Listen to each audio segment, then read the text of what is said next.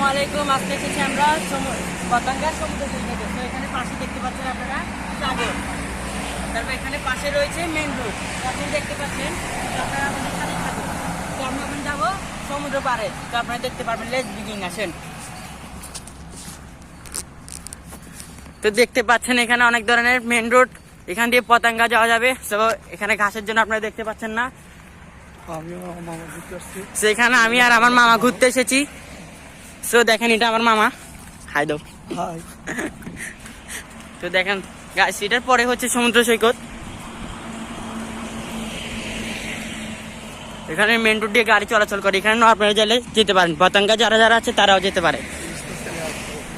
আর এখানে ইলিশ মাছও পাওয়া যায়। তো আপনারা সবাই দেখতে পাচ্ছেন এখানে কোনো ইলিশ মাছের ঘাটতি না। আপনারা চাইলে এখান থেকে ইলিশ মাছও কিনতে পারেন।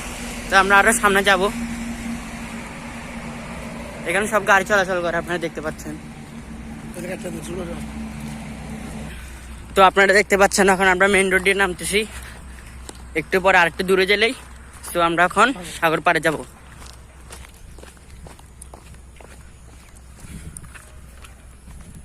দেখেন মেন রোডটা অনেক বড়।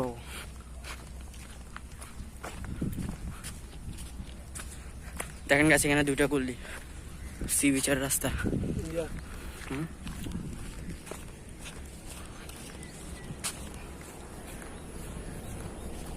এখানে অনেক বড় বড় কন্টেনার গাড়ি চলাফেরা করে। দেখেন অনেকগুলো কন্টেনার গাড়ি এখানে আপনারা দেখতে পাচ্ছেন।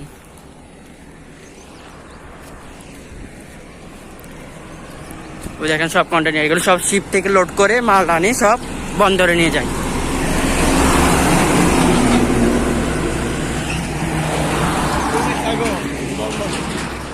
তো আপনারা এখানে দেখছেন, এখানে একটা গাড়ির দুর্ঘটনা হয়ে গেছে।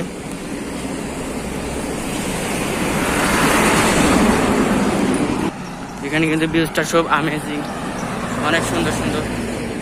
এটার পরে কিন্তু সমুদ্র সৈকত।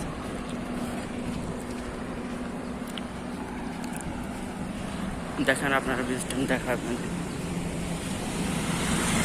আর যারা যারা আমার চ্যানেলটা সাবস্ক্রাইব করেন না, তারা কিন্তু একটা সুন্দর করে সাবস্ক্রাইব করবেন, একটা কমেন্ট করে দেবেন, আর একটা ভিডিওতে লাইক করে দিবেন।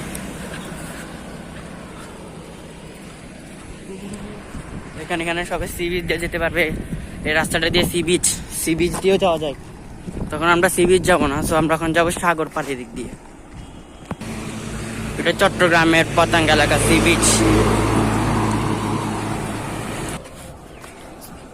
তো গাছ, এটার পরে দেখতে পাচ্ছেন সাগর।